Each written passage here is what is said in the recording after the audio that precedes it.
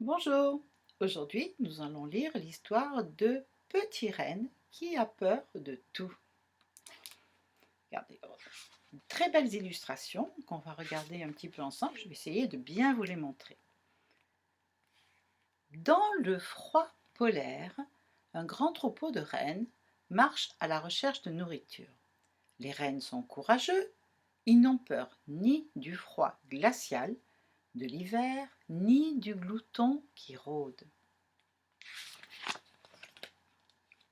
Pourtant, parmi eux, il en est un qui est peureux. Il s'appelle Petit Renne. Petit Renne est même très peureux. Tout lui fait peur. Regardez, Petit Renne. Je tourne la page. Quand un renne marche sur une brindille, Petit Renne sursaute et il court se blottir auprès de sa maman.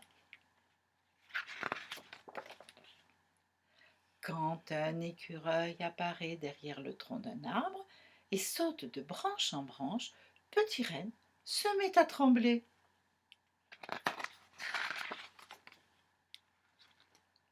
Quand un lièvre bondit hors des broussailles, Petit Renne se met à sangloter. Regardez-le, il est complètement à terre, alors que ce n'est qu'un lapin, le lièvre.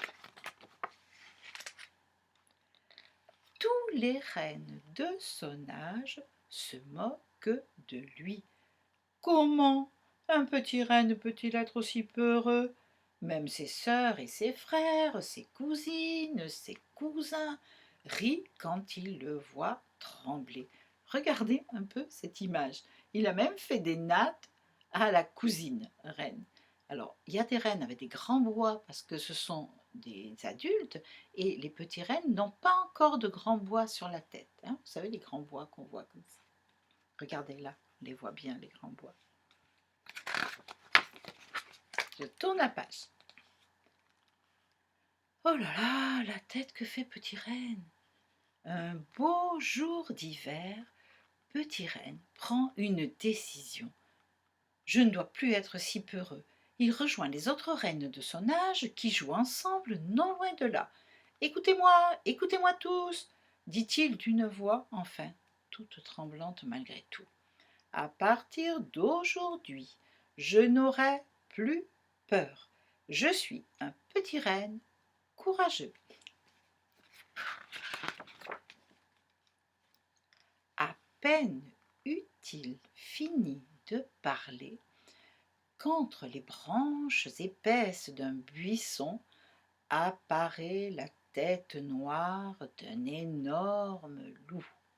La bête féroce s'avance vers le troupeau. Les rennes ont peur et ils s'enfuient dans tous les sens. Effectivement, le loup est un animal dangereux, sûrement pour les rennes. Regardez, ça court de tous les côtés. Même il se traîne dans les traîneaux. Le petit lapin part de tous les côtés. Avez-vous vu que Petit Renne, regardez, il fait face au loup. Est-il inconscient? Le seul qui reste immobile, c'est, regardez-le, Patécardé qui fait front. Petit renne, il se souvient comment le roi de la forêt, l'élan au bois immense, éloigne ceux qui veulent le manger. L'élan fixe son ennemi droit dans les yeux. Il gratte le sol avec l'une de ses pattes avant, il baisse la tête et fonce au galop sur son adversaire. Donc il essaie de se souvenir de tout ça. Regardez tout le monde, oh là là, là il s'imagine dans sa tête, regardez, voilà l'élan avec ses grands bois, et puis qui chasse les loups en les faisant tomber de tous les côtés, mais ça c'est un grand élan. Alors Petit Renne décide de faire comme l'élan, donc il a imaginé, il se souvient de ces histoires. Il fixe le loup noir droit dans les yeux. Il gratte le sol avec l'une de ses pattes avant, puis il fonce sur le loup en courant vite, de plus en plus vite, droit devant lui. Au dernier moment, il ferme les yeux. Il a quand même un peu peur, je suppose. Il est très courageux. Mais est-ce qu'il va y arriver? Le loup, regardez. Regardez l'image du loup. Vous avez vu ses yeux? Il est à terre en fait. Le loup est assommé. Il reste couché dans la neige un petit moment. Il ne comprend pas ce qui vient de se passer, ce loup. Il se relève avec difficulté, tremblant de tout son corps. Mais il est très surpris. Jamais il n'a vu de reine l'attaquer. C'est la première fois de sa vie. Les autres rennes du troupeau, petits et grands, regardez, ils reviennent. Petits et grands s'approchent de Petit Renne. Ils sont tout étonnés de ce qu'ils ont vu.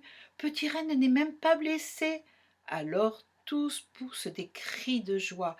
Bravo, bravo, nous ne nous moquerons plus de toi. Depuis ce jour, regardez l'image, regardez bien l'image qui conduit le traîneau, regardez. Depuis ce jour, le hardi petit renne n'a plus peur et les jeux avec ses amis ont bien changé.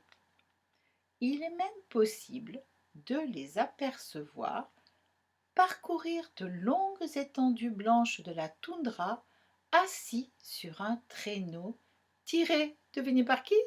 Par un loup.